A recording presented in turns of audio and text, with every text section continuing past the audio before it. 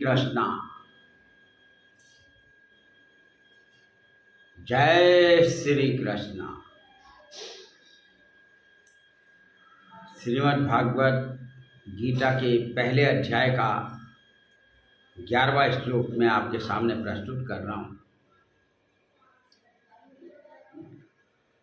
अवनेषु च सर्वेषु यथा भागं व्यवस्थिता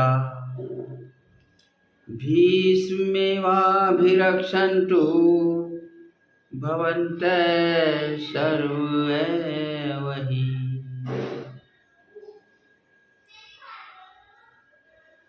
तात्पर्य है, दुर्योधन भीष्म पितामह की रक्षा के लिए चिंतित होते हैं और कहते हैं कि भीष्म पितामह एक महानतम योद्धा हैं, क्योंकि उनको इस बात का भय था कि भीष्म पितामह की कहीं अवहेलना तो नहीं की जा रही। यदि हम भीष्म पितामह की अवहेलना करेंगे तो ये हमारे लिए अच्छा नहीं होगा।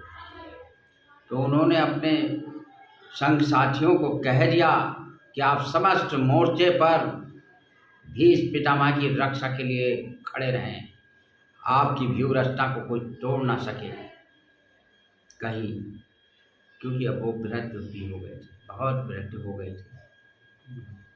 दुर्योधन ने कहा कि वो बहुत वृद्ध भी हो गए। इस प्रकार से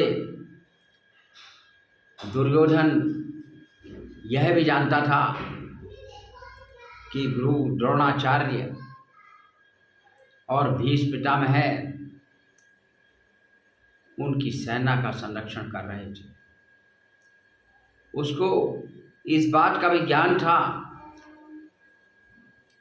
कि जब युद्ध का षड्यंत्र पांडवों के साथ किया गया और उसमें द्रौपदी का चीर हरण हुआ, उस वक्त भी ये दोनों योद्धा कौरवों के खिलाफ एक शब्द नहीं बोले, उनके पक्ष में ही थे। इसलिए उसको इस बात का बोध था कि अभी भी मेरे पक्ष में ही रहेंगे। वो उनको बार बार कहता था कि आप हमारे पक्ष में रहें।